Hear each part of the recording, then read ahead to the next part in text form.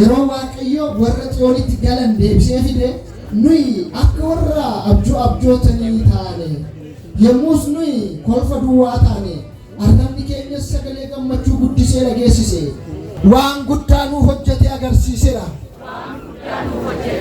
Nuyi warra gammachuu hin taane akka nama gammadeetti sagalee keessan ol fudhaa. Nuyi warra gammachuu hin taane jedhaa. Waaqa isa nu gammachiisa ulfina kennaa. Haleluuyaa, haleluuyaa, haleluuyaa.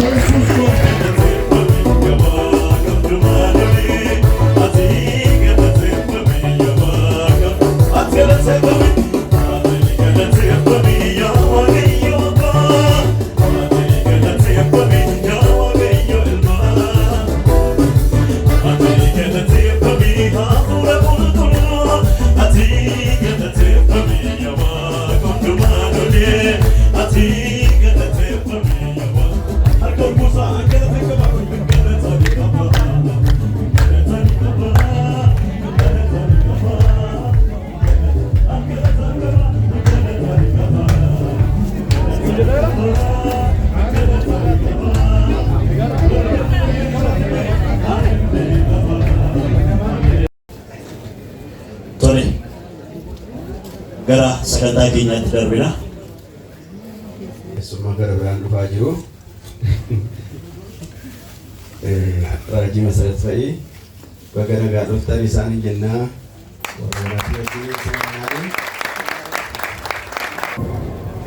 Fakkeenya 24 lakkoofsa 3 nan dubbisa. Manni ogummaadhaan ijaarama, hubannaadhaanis jabeeffamee hin dhaabama. Beekumsaan kutaawwan manichaa wanta gati jabeessaa fi badhaadhummaa nama gammachiisu hundumaan hin guutaa. Ameen.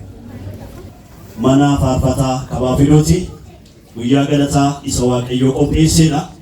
Kanaaf yeroo kana gara mana kana ribaanii isaa kunne yeroo jechuudha. Seermoonii isaa achitti immoo waan raawwatamu raawwanne asitti deebinu ta'a.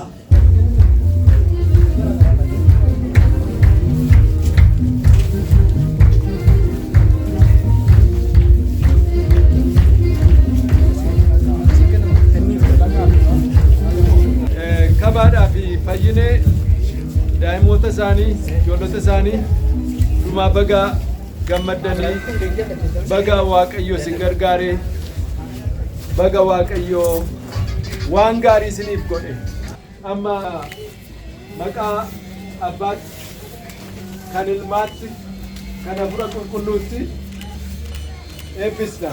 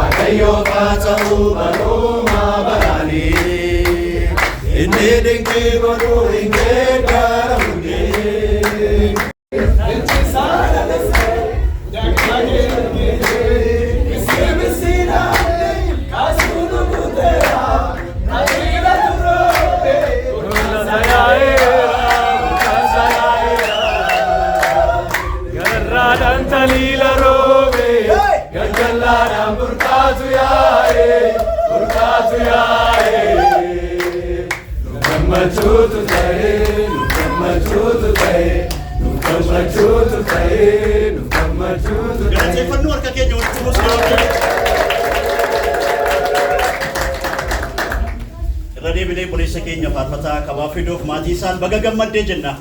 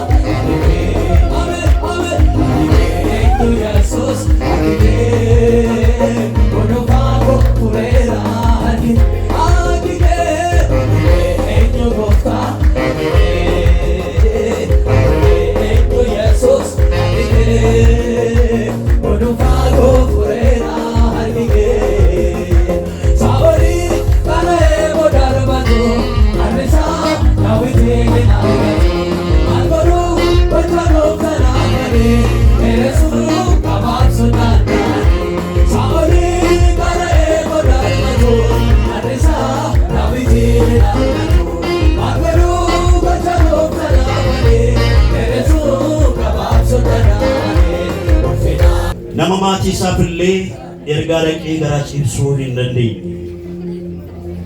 Daree barnootaa galee barachuu eegale. Mucaa sammuun isaa banamaa garuu arrabni isaa hiikamee waan beeku himuu hin dandeenye. Kutaa barnoota isaatti maqaa isaa illee waachuuf rakkatee hiriyoota isaa cina ta'an kan isaaf owwaatan. Yoo barsiisaan gaaffii gaafate otoo deebii isaa beekuu harka baasee deebisee akkuma barataa tokkootti hamilee argachuuf kan dheebochaa guddate. Harki kan isaaf rukutamu gaafa inni qormaata guutuu dhibba keessaa dhibba deebii kennu duwwaa.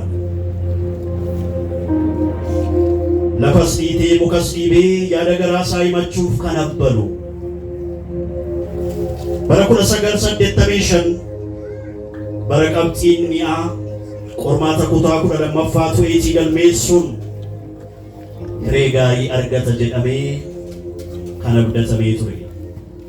Sababa giinga'uu isaatiif barsiisaa poolisii ogeessa fayyaaf qonnaa ta'uu hin dandeessu jedhamee yuunivarsiitiif kolleejjii irraa kan ari'atame. Yuunivarsiitii irraa erga xalayaan geggeeffamee booda hojii isaa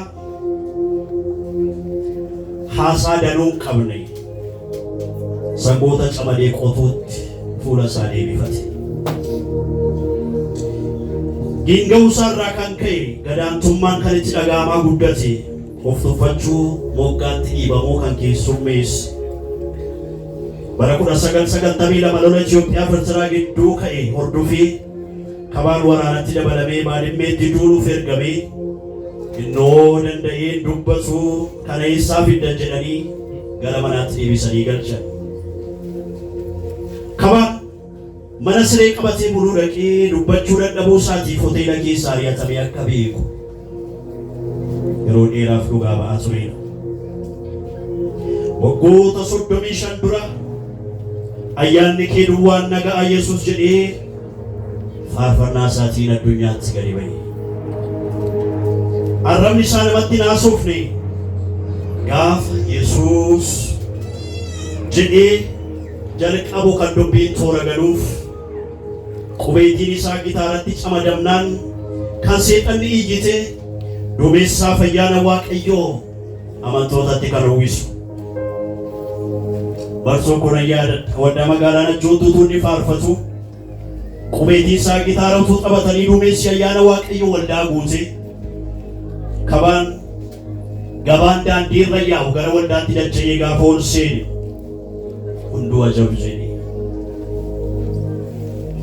Finfinnee hanga Keeniyaa hanga Siwiidin hanga Jeerman achii saga Deenmaarkitti abiddi faarfannaa isaa boba'ee lubbuu baay'ee kan eebbise.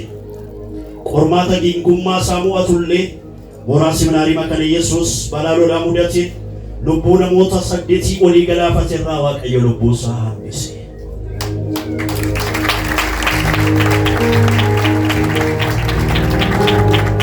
Sanarraa hafullee balaan ibiddaa mana isaarra ga'es meeshaa isaarraa kan hafe isaaf daa'imman isaa Waaqayyo isaaf kenne homaa otoo hin ta'in abiddarraa hafan.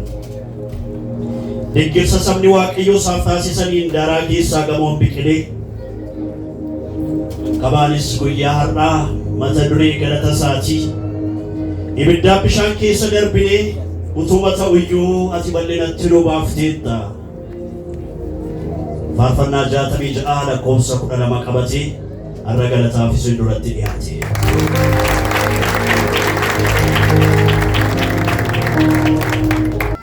Haala kan danda'amneen haala takkaan nuti beekamne hojii isa hojjetu hundumaaf galanni ulfinni hundumtuu faarfannaa waaqeffannaan hooqbaan isaaf haa ta'u. Haaleluyyaa mee waaqa isa afaan qorii qaqqaban waaqa isa afaan harma isaatiif abbaa isaatti haasa'uu hin dandeenye kutaa keessatti akkuma buleessuu ammaa see gaaffii harka ol kaasee utuu beekuu deebisuu hin dandeenye barsiisaa duwwaanni qormaata irratti na beeku yookaan asaanii yookaan hojii manaa irratti kan na beeku. Waaqayyo garuu keessa koo kan beeku wanta hundumaa cufee dukkaneessee bitee akka daanqoo yeroo qabuuf jira qaxaluuf jedhani balbala itti cufu maskoo itti cufu dukkaneessuu dhaqanii qabu malee barreeffee baati. qaluudhaafis ishee laaqoo sana qaluudhaaf anaan garuu na qaluudhaan miti balbala hundumaa natti cufee fixee iddoo hundumaa kolleejjii hakiimii barsiisummaa waan hundumaa iddoo hundumaa seeneera natti cufee fixee balbalatti natti dukkaneessee na qabe kana booddee isa baduuf malu bade haaleluyyaa ameen maqaan gooftaaf haaleluyyaa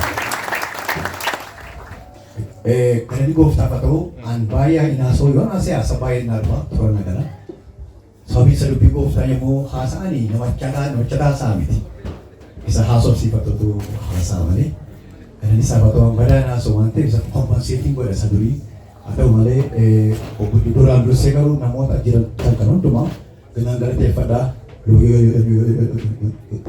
asii ka'ee bilisa qorraa jedhaa taanee luboota keenya hundumaa asxaan waldaa keenya irraa gullallee irraa head ofisii irraa hundumaa irraa iddoo adda addaa irraa kunoo iddoo hojii mootummaa irraallee iddoo garaagaraa irraallee nagaroonni keenya illee kan uffatanii fi ulfinni hundumtuu waaqayyoodhaaf haa ta'u isin immoo eebba guddaa ulaabantii waaqa saaqamaa yeroo hundumaa argadhaa.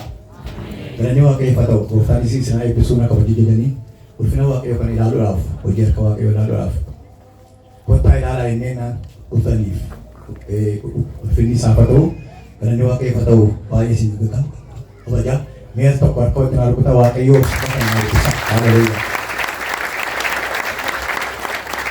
ani egaa achi deebi'ee dubbadhu yoo deebi'ee jedhe waa'ee barsiisummaa waa'ee qonnaa waa'ee achi naqu isa hiikamuu booddee naasa'a ani yuunivarsiitii keessaa akkuma baay'een akkoon olii gad deemee dhufeen lafa qonnaatti dhufe malee gooftaan jijjiirmaatti dhufne iddoo yuunivarsiitii garaagaraatti wallootis harfaattis iddoo garaagaraatti gooftaan mul'anne akkuma eessaayii lafa qonnaatti dhufe tunnuu fi qotaa jiruu dhufe gaafa sana karooba keessa dhufe biyya ibiddaan dhufe yoo ta'an qomoo bokkaadhaan dhufe musee gaga gaafa sana ibiddaan kan itti mul'ate qomoo bokkaadhaan naa mul'ate Wakama narraa qolsuudha immoo aduu naa baase aduu waan aan baafne aduu isaa naa baase immoo waaqarraa. Kana booddee afaanni koo achitti hiikamee faarfannaa ayyaanni koo dhumaan nagaa ayyaanni kee waan nagaa jedhee kan dubbadhu suni hundumaa fixee naannee ayyaana isa duwwaa simadhee kanaafan jedhee kanarraan dhufanii gara faarfannaatti dhufee faarfannaarraan immoo maal naa wayyamoo jedhanii afaan koo ergi hiikame immoo Phaawulos nama dunkaana hodhee hojii waaqayyoo hojjechuudha. Tumitti dunkaana eessaa hodhanii yaade dandee waaqayyoo ta'uu faranjii tokko wajjin faranjii hubartee nama amma biyya jira baay'ee jaalata faranjii sun dhufee nama waame hojiin ati baay'ee nama humna guddaa waaqayyoo siin gargaara ati iddoo kana mootaa kadhanii nama waamanii achitti hojii eegalee kutaa minni macaafaa keessaa Dumpana chest not a guy. Part time not a Malesa, full time not a part time. You are very full time. And you go to Kanaran can figure why Ufukoti, Jiraman was at the Fay. Jiraman, Ufunik and but not to Mavan. Figure why, but what I got up with Katan Medi. I was so be done. Yeah. Kanafan to be out of the move one for Ukadamo. Kanaaf jedhanii barnoota gareeddana hojii hojiini utuma jennu kaa bishaanii dhufe bishaanii takkaan dhaga'amne bishaan macaa qulqulluu irratti dubbifne bicaafa isaa ho'isan ijaara gagarre asirraani kana booddee bitaa keenya baadha dhannee gadii fiinne asirratti baadhannee fiinne baane namoonni hedduun nu bukkeedha soqaniiru kana keessaa egaa waaqayyo kan inni naafisee fi an qulqulloome miti. Yookaan isaan immoo irratti nama qabu miti kan isaan sokan. Waamicha qabu, ani immoo waamicha qabaafan hafa. Isaan waamicha isaanii qabu haala wayyaa. Ani immoo asii waamicha qabaafan hafe waamichichi kunuunsa kanaa gooftaan dadhabbii isaa Pheexroos akka jedhe kiyyoo fanniifne si lukaa gurguruu irra. Maal argachuu jedhannaan tokko itti hime waa'ee argachuu biizinesii waa'ee intirestii itti hime. Maaliif waa'ee argannoo barbaade biizinesii qurxummii kasa tabarii baay'ee qaba qurxummii raabsa waan ta'eef biizinesiidha sammuun isaa waan ta'eef maal argachuu jedhanaan wanta kan argamne ikoonomistiin hin beeknetti dhibba keessa dachaa dhibba argattolee namni naggaadeen dachaa dhibba argatu eessoo hin jiru. Dachaa dhibba argattolee sababii maaliif gooftaa wal duukaa waan ta'eef namni gooftaa duukaadhaaf dhibba keessaa A kenna malee beekee B C D fa'aa gadi beeku gooftaa Kanaaf gooftaan sun maaken haleluya. Karena kan kaya Petros kaisin duka bué na jorati huruglo na tubué gitare ko do bué ni do arsa bué do arsa kenya bué to ka makan susi ono ka ba nan bué kan bué ni so keren ala cik jira apa ka jira inte bere ni dan din jira acik ka sana na buse ka awro ko kasi tutre kake sa kasuma asosiatis kasuma to kotore dia to kote kotera Uganda or itu kote kasotera inta event ini masa stage ini sati sakanta sa ko bidin apa ka luwaran karena waktu itu kasi event kasi itu ta masa kasmata ya gaafa ni ko ni kami duwang tika waktu yoga ilale amma mumari projekti harasakan mo ile bishali fitera sakanta bishali fitera ibidde natte ibidde ni jaga kaba apa ko ni Bili sawa kana kupera. Ibili na faramo kulo sakana ni na pese. Lama sari yu bituma na bishani kite na baso alarmi na tigil mera chamu sa. Alarmi ekdo de girini kapse bishara pakalo sa. Girini ekasi ushara lo ya. Abe tempo per binajit kaire na kastini di bitikun ufe yeroo baay'ee yaraasi saadha altaa jira waldaa keenya jira bolonni kokono as jiru waldaa keenyatti baay'ee guyyaa dhumaa sadhumaa kootii naa kennanii keessatti tokko ta'anii yeroo dhumaa naa kennanii situu haasaa sadhumaatiin haasuftee afaan tuqotaranii dubbachuu kanan jaaladha toranaa gala achi booddee miskoolii shantamii wayitu natti dhufe ani kaafnes beeku gaafa gabba'u naa jabanii mana fuudhee galanii bilbileennan namni jiraannaan galee namni jiraachuudha. Beresiko rajin yang musuh nak berbeda, anak gari bayi juga nak berbeda. Connection ini kenya boleh kira cuma sampai tapi mama hari kami, kalau buka kira jalan kawakan ni wansu nukun ni na wajina saya di sana.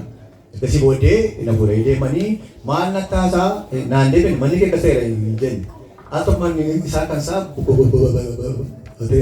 Yenai mani ke aku mana mama mani ekoi. Ya tapi yeroo sana ijoollee ko duwwaan apa deechi yeroo sana waa dubbadheeraa na lakki jedhee kan keessa akkasuma akkaan Yesuusin jedhee Yesuusin waan akkasumatti kaadhee raajii hojjetii waan akkasumatti kaadhee sirkiidhaan obboleessi koo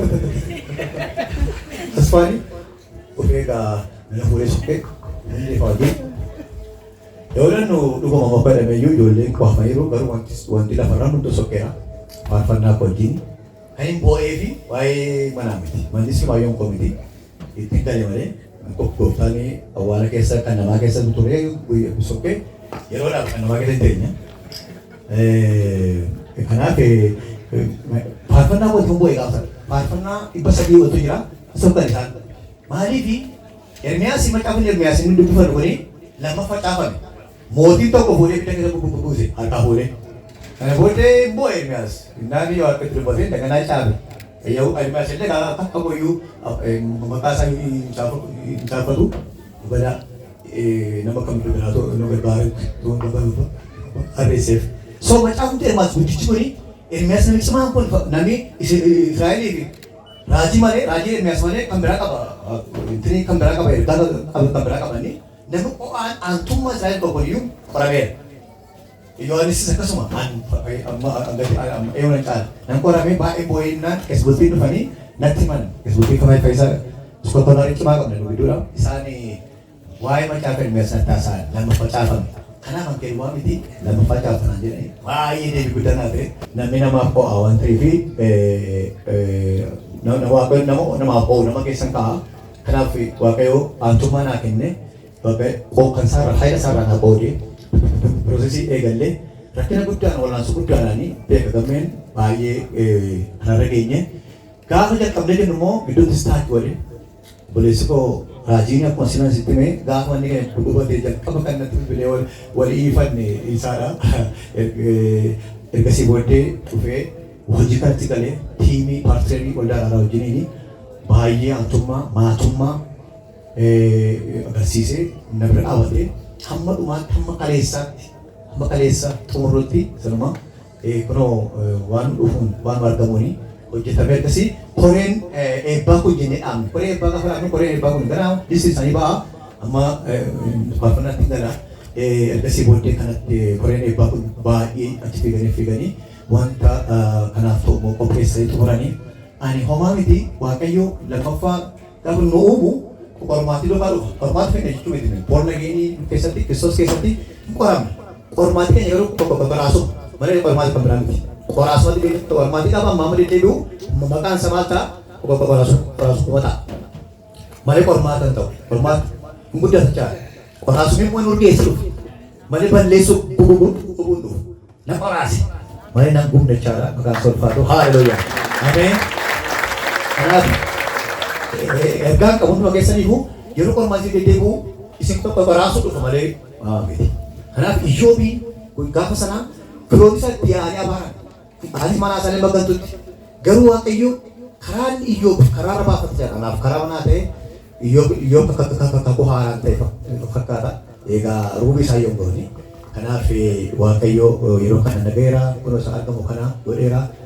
Galanni gooftaaf haa ta'u kana caala kanaa isaan baay'eedha riippoortii kan baatan baay'eedha dana. Raajiin koo kana caala waa'ee koo waa'ee maatiidha. Baay'ee maalan akka itti waa'ee isaa eksprees godhu qabani. Baay'inuma waa'ee dhiphata kana caala dhiphata bilbilaa kan dheekkamee isaan waan fiduun qabu ofiisaatii darba kana dheekkamee dhabe an akkatti waa'ee isaa ibsuun qabu garuu waamicha isaa qabachuu kootu waamicha raajummaa waamicha adiministireeshinii waamicha tajaajila ministirii inni waaqa itti kennu waan ta'e aantummaa yookaan ba'aa kanaa qabachaa waaqa isaa eebbisu waaqayyo naaf eebbiftu jireenya isaa hundumaa akka inni waaqayyo eebbisu egereessa akka inni guddisu obboloota koo Bercho digas ko babara asafa malkama halkan guutuu ta'aa bulu isaan achi halkan kan keessa guyyaa yeroo ne wajjina soo dhiisee roone bulu yeroo achi immoo asii halkanii immoo achi guyyaa yeroo achi bilbiluun dhiisee roone bulu iddoo garaa garaa ta'e fundraising kaampanii tokkorraa banee fundraising hojjetee baay'ee na wajjin amee asafa malkaa TV isaa baay'ee gaggeessee fakkaata. Kanaaf baay'ee illee yaadeera kan dhufuu fi isaan dadhabne biroonni kun Awurooppaarraas Awustiraaliyaarraas akkasuma dhamaatan hedduun akkanii guyyaa baatan hedduu baay'ee jijjiirrattu hundumtuu ulfinichi kan eenyu miti kan Waaqayyooti famee manni kuni mana kan kakabaa miti waldaa banamee masqalii keessa irra dhaabanne malee mana Waaqayyooti masqalii batu irraa dhaabanne malee dhuguma qodaa busii keessaa adda darbe waldaa irraa keessaa faayinaansii ogartan nama intinii qotuu ogartaniiti. Masih ada orang apa? Malaysia, jangan takut. Biar dia pakai apa tahu? Karena kira-kira ke Mas Karim mulai dua aja mandi.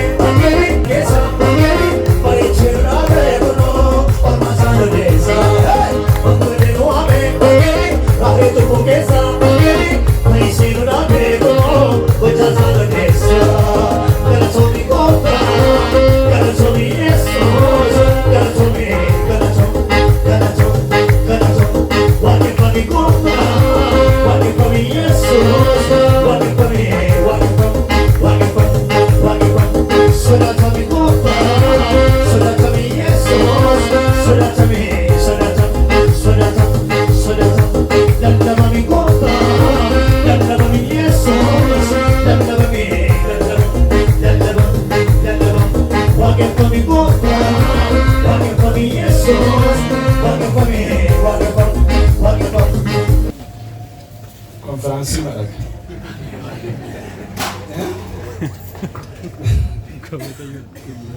Kaba fido matisa tanse presidenti walda makani Yesus lubi Yonas Gazu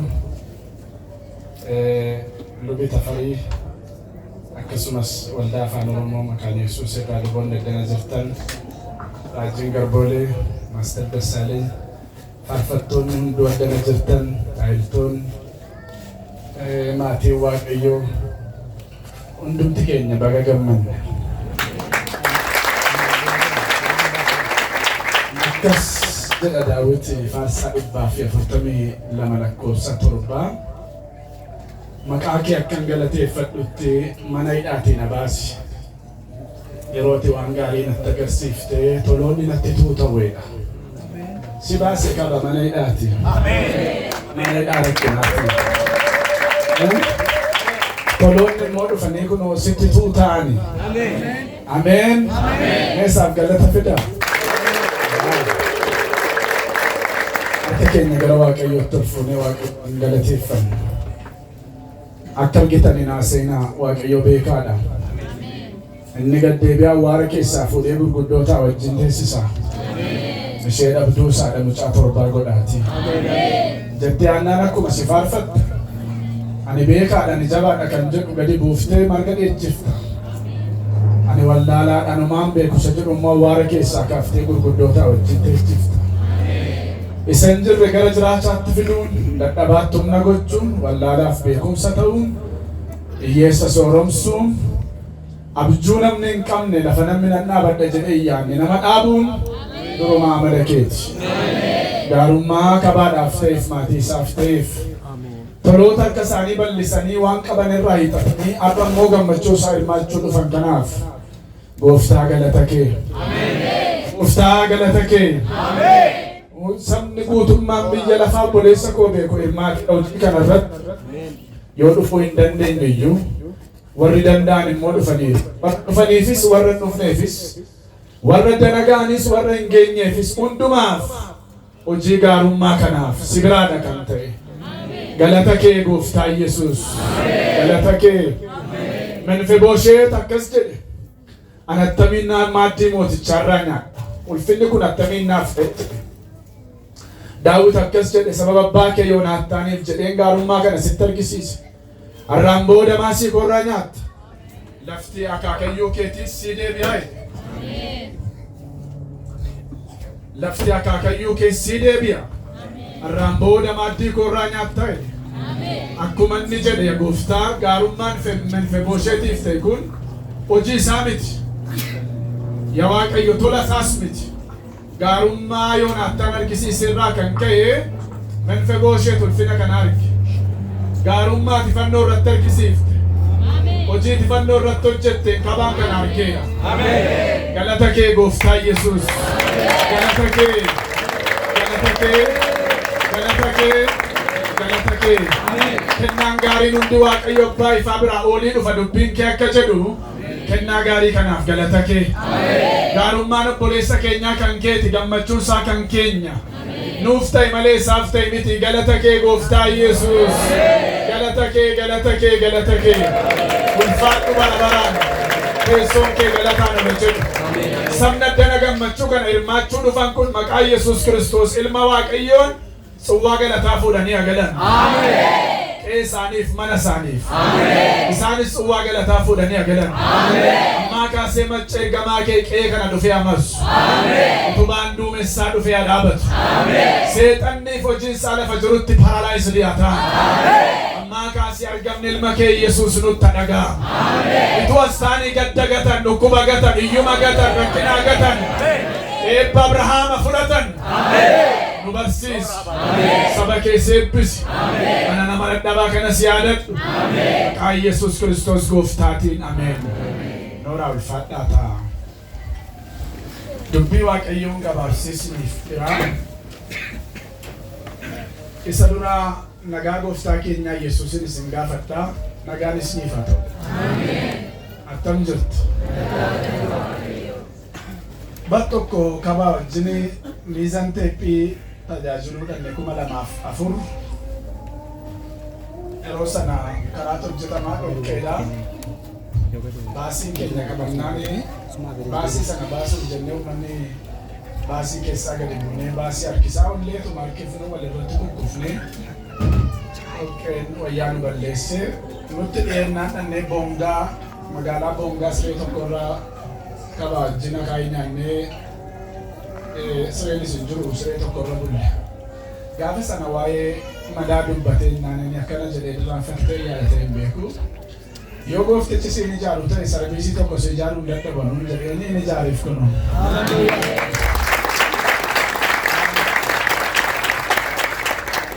Gabaabseen dubbii Waaqayyoo siniiraa dubbii Waaqayyoo kun kan hunduma keessaniiti waan ta'eef gurraaf qalbii keessan naa kennaa. Bara ta'anii cimaan kan beekamu gaafa daftara qabatee mana barumsaa dhaqu miti.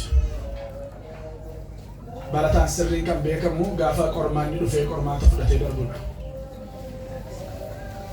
Barataa seeraan barumsa isaa hordofuuf hin hordofne barataa dadhabaadhaa fi barataa jabaa kan isin adda baaftanii qormaata inni fudhatee deebiin deebisudha. Kiristaanni baay'een jiru har'a biyya lafaa kanarraa waldaas kan naqu baay'eedha. Gaafa yaanu hundinuu maqaa kiristaanummaa qabaachuu danda'a. Kiristaanni sirriin ilaalamee kan darbu garuu qormaata isatti dhufe keessattidha. Qormaanni immoo gaafa kennamu mana barumsaatii barataa kutaa 4 fi qormaata kutaa 8 dhiyeessan. Leevelii barumsa isaatiin nyaataaf qorumsi. Kan kutaa 4 fi kan kutaa 4 kennama kan 8 fi 8 kennama. Namni hundinuu qorumsa mataa isaa qaba garuu akka sadarkaa isaatti akka sadarkaa amantii isaatti qorama. Kanaaf macaafni qulqulluun akkas jedha Qorontos duraa 13 gaafa dubbiftan qorumsi takkaa namarra hin geenye isinirra hin geenyeedha. Amma gaafa walitti dubbannu kan koo addaa jenna ammatu isinitti hime kan koo addaan jedha. Isinis kan koo addaa jettu sirriidha kan koos addaa kan keessanis adda. Hunduu leevelii isaatti qorama. Qorumsi takkaa namatti hin dhufne garuu nutti hin dhufu. Yoo nutti fide immoo Waaqayyo akka humna keenyaatti nutti fida. Yoo nutti fides immoo karaa nu keessaa baanu hin qopheessa. Akka jedha sagalee sana qaba dubbisaa. Qorumsi takkaa namatti dhufe beenne isinitti hin dhufne jedha. Yoo isinitti dhufes immoo akka humna keessaniitti malee Waaqayyo humna keessan gararraatti isin hin qoru. Yoo isinitti fides karaa isin keessaa baatan immoo hin qopheessa. ቢያመጣም የማውጫን መንገድ ያዘጋጃል። ነመት ፊደን ዲሱ waaqayyo karaa namni keessa ba'umaa godha in qopheessa. Qorumsa gaafa ilaallu ilmi waaqayyo iyyuu qoramee darbe. Nama dhugaa waaqa dhugaa waan ta'eef akka namaatti beela'eera. Wanta namni ta'u hundumaa ta'eera cubburraa kanaaf.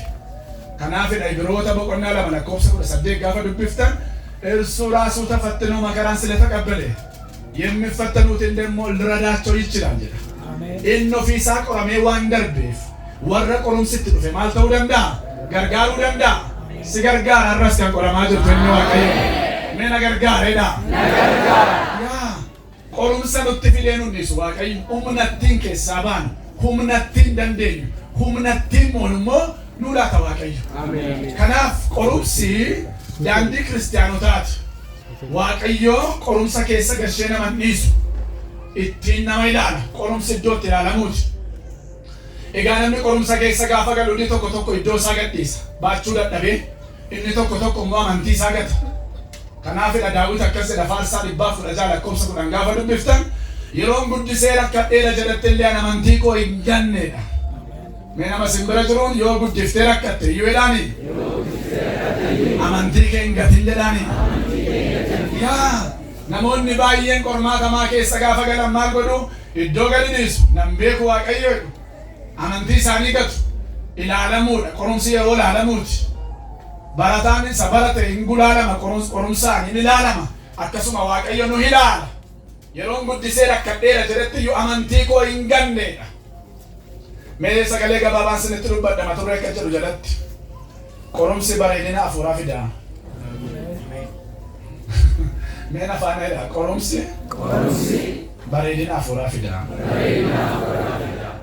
ፈተና የህይወትን ውበት ያመጣል ወይም ደግሞ ኳሊቲን ያመጣል።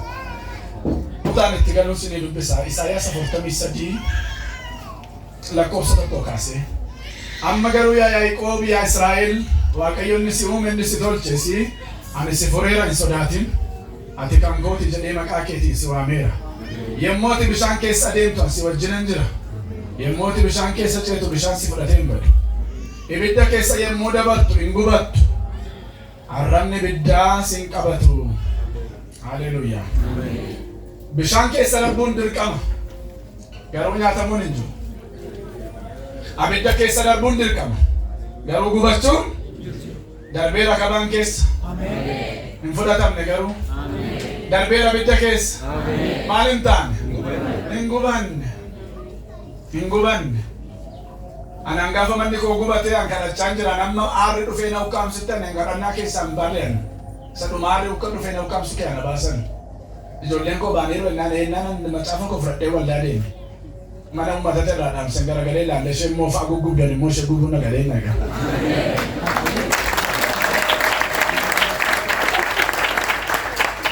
Gaafa gaa'ila koo namni gaafa guyyaan gammachuun guddaan gaafa fuudhaniif gaafa dhalatanidha mitiire. Gaafa gaa'ila koo footoo tokkoon kaane gaddaan oole. Sababni isaa gaafa footoon kaadhu namni bishaan keessa bu'ee bishaan nyaata. Cumaan dassee wajjin wal fudhannee galla. Har'a guyyaa qabaati garuu dhuga baati isiniif ta'uu fan dubbadha ofii kun lallabuu fanas ta'e miti Kiristoosiin lallaban ajanda biraan qabu. Garuu waan siniin jedha. Qorumsa keessa darbuun dirqama. Ibidda keessa darbuun dirqama gubachuun hin jiru. Bishaan keessa darbuun dirqama nyaatamuun ilaalamuudha. Iddoo ilaalamuuti. Bareedina hafuuraa kan dhufu የመንፈሳዊ ኳሊቲ የሚመጣ አመንቲን ናማዶት ቴስታው ለፈነምት ይላላሙ ለፈነምት ቆራሜ ደርቡ ለፈነምት ብልቻቴ ደርቡ ኤሰ ከሰት ቆርማተ ከሰት ቆሩምሲ ማናበሩም ሳዋቀዮት ኮሌጅ ዋቀዮይስ ዩኒቨርሲቲ ዋቀዮይስ ቆሩምስ ኤሰት ሲሉ ፈኩን ማና ከሰኒ ሲኒካ ኢሊዮታ ወጅኖ ጀተን ቢሮ ከሳ ሲኒካ ናኖ ዳካ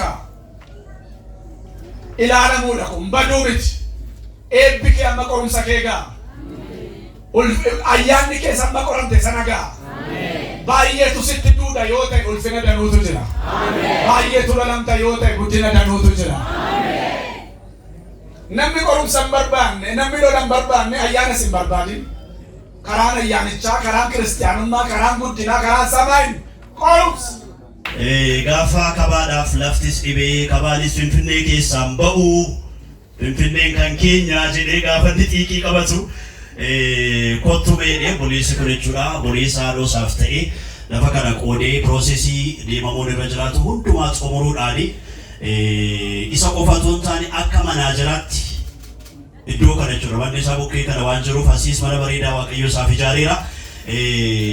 Akka manaajaraatti jechuudha mana kana xumursiisuu keessatti qooda guddaa namni qabu gammee ture kabaan seminaarii keessa wala laabireerii keessa guyyaan ba'u muraasa isatu sadarkaa kanarraan ga'e kana qofa otoo hin taane injiinar Takiluu Leessa jedha. Injiinar Takiluu gara kanatti himata kabajaan naafeera nama mana kana ijaare injiinar Takiluu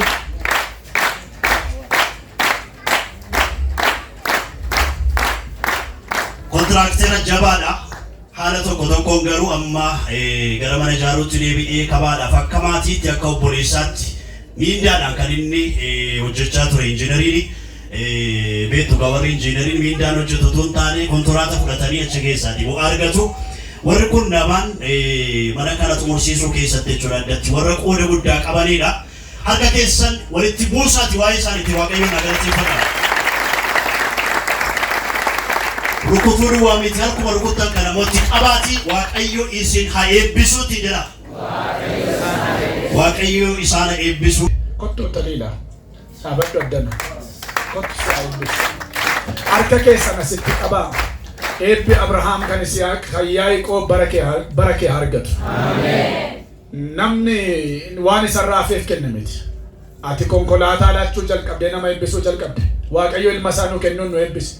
Amma kana caala amma xiyyaara nama laachuutti eebbi Abrahaam sirratti banamu. Sirratti banamu.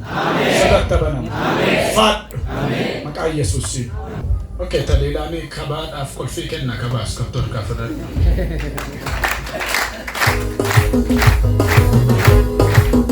Oli kaazanii dhaabatanii harka keessa walitti buustanii warri wallaanii jirtanii bakkuma jirtanii harka keessa walitti buustanii waaqayyoo galateeffatu. Sana fuuldura garuu namni baay'een injiinar Taliilaan afaan tokko dubbachuu qaba naan jedhamaa jira. Kanaaf maayikii yoon kenneef naan komattan. Lakki afaan tokko dubbachuu mutan. Kanan kennaa jiru kabaaf fayyoof waan ta'eef lachuu adafame dee.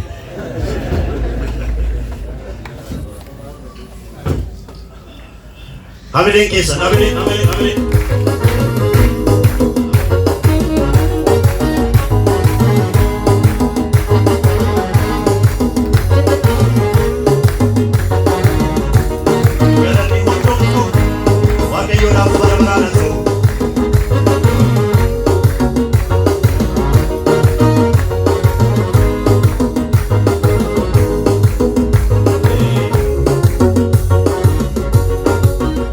Konkolaataan kun kan eebbifame akka ta'u booda hin kadhanna.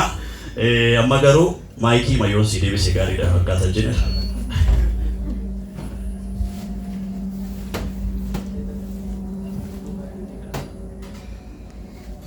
Egaa haasa'uudhaaf dhufne dhugaa dubbachuudhaaf keessumaa namoota gurguddoo kabajamoo pirezidaantii waldaa keenyaa, luboota waldaa keenyaa, nama waaqayyo nuuf kennee raajii Masaratiif maatii isaanii, nama guddaa akka Raajii Garboolee fa'aa, Maaster Dassaalenyi fa'aa egaa maqaa dheefituu hin danda'u tokko keessanii hundumaa duraa anaa nama namni iyyuu maqaa isaa hin beekne waaqayyo carraa namoota guddaa akkasii dura dhaabbachuu naa kennuusaa fi galata qabaa kana gara kootti naanneffadhu lanaa galateeffadhaa.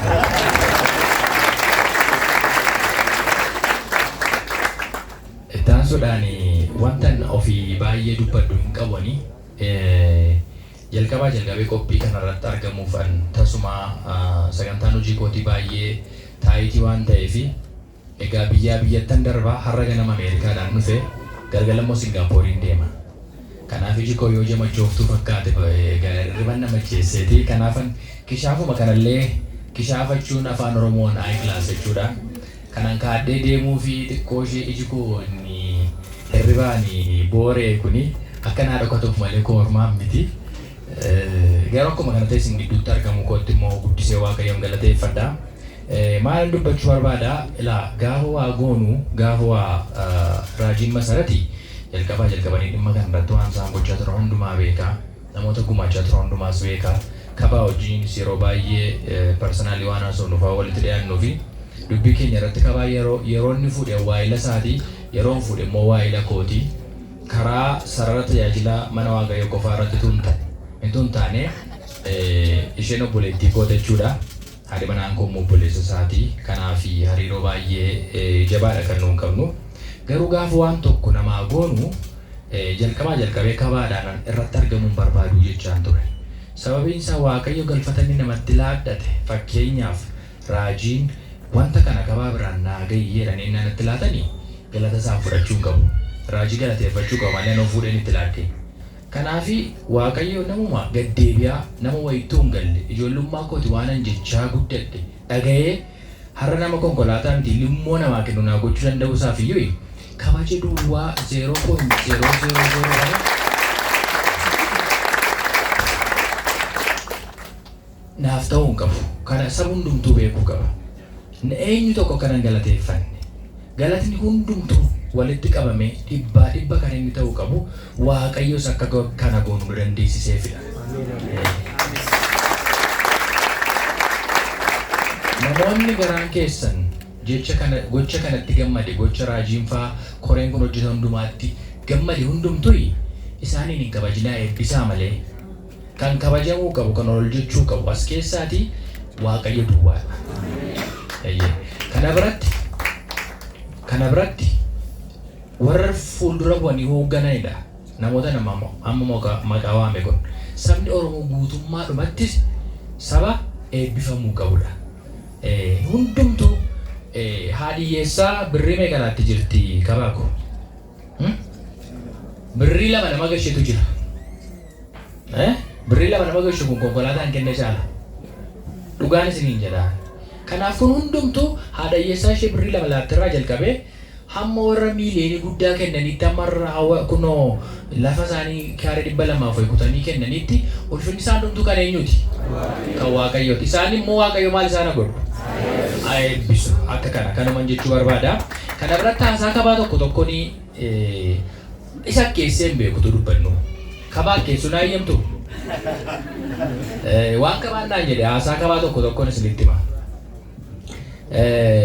Konkolaataanii maal jedhee raajii bira yeroo baay'ee kadhannaadhaaf dhannaa kabaajiin baay'ee walitti dhiyaannaa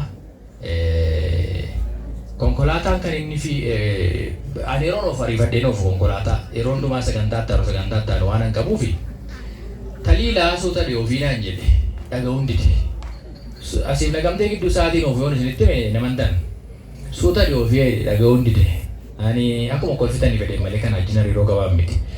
Nani amma me obboleessa godhe oon jedheen yoo amma kaanii dafnee galle warri keenyi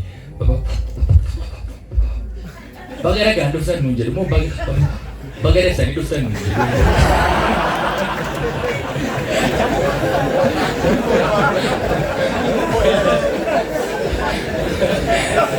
Dhuguma amma fedhe karaa dheeraa deemaa namni baga daftanii dhuftan isin jedhee beeku jira hin jiru baga nagaan dhuftan dandamtu battaluma luugama isaatti jedhu tirannee magalle nagaa maan galle gaafa gallees immoo baga nagaan dhuftan nuun jedhan dhuguma kan ni jedhu wanta jecha isaa biraanis ni dabala kan koomiti kunis kootu kan isaati.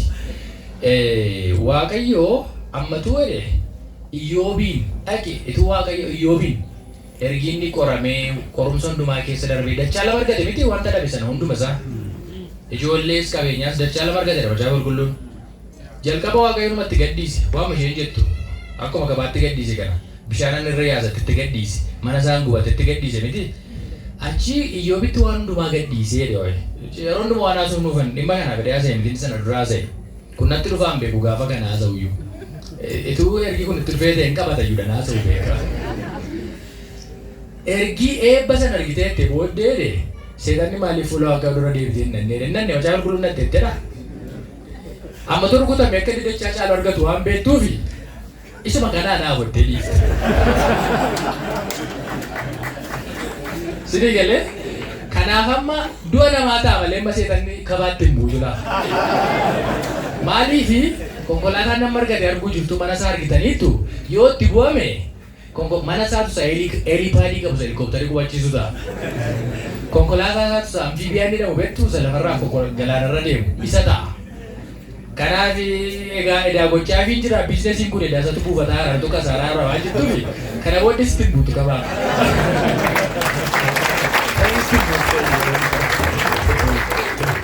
Kanaaf egaa Waaqayyo inni akka kanatti ija nagaan hundumaa keenya wal nu agarsiisee hagalatoomu irra deebi'ee dhumarrattis kanan jedhu ulfina isaa kabaja isaa hundumaa Waaqayyo qofaan namni tokko utuu irraa fudhatu Waaqayyo qofaan walitti qabee fudhatu. Isinis saba koo saba Oromoo akkan baay'ee isin jaalladhu beektu yeroo baay'ee fuula sooshaal miidiyaadhaan kan wal agarru har'a fuulatti immoo wal agarree iddoon kun iddoo baay'ee ulfaataadha dhaabbachuudhaafi garuu baay'een isin jaalladha baay'ee garaa koorraati. Akkuma raajiin jedhani an abbaa qabeenyaa jabaa miti hojjedheen bula dafqeen bula isuman qaburraatiin kenne garuu waan tokko bareera gaafan kennu akkan dachaamee gargaddu immoo bareera amma daldala baay'ee namni markaatoo keessa joora miti Hamarkaatoo ergiin diigameera moo kooluriitti jira. Dhaqee waan beekan. Maaliif iddoo daldalaa gaarii hin bare. Waaqayyoof kennu mana waaqayyoof kennuuni anaan nan kasaarse. Gidiraa argeeraa, dhiphina argeeraa ofii kootal tokko jireenya hin jiraadhu. Namoonni natti qarraa jiinfaas beeku. Stressota jajjabaa kan hawaasatti baasanii dubbanne baay'een keessummeessa. Garuu akkuma raajii lallaba raajii ammanas gootti laayivii hordofaan ture dhaggeeffachaan ture waan ta'eef. Hin rakkattan hin jenne waaqayyo keessa dabartuu ele malee. Abiddi hin jiru hin jenne, bishaan hin jiru hin jenne hin dabartuu ele malee. Kanaaf hundumti keenyaan qoramna. Dhumarratti garuu waan tan isinitti mu barbaadu.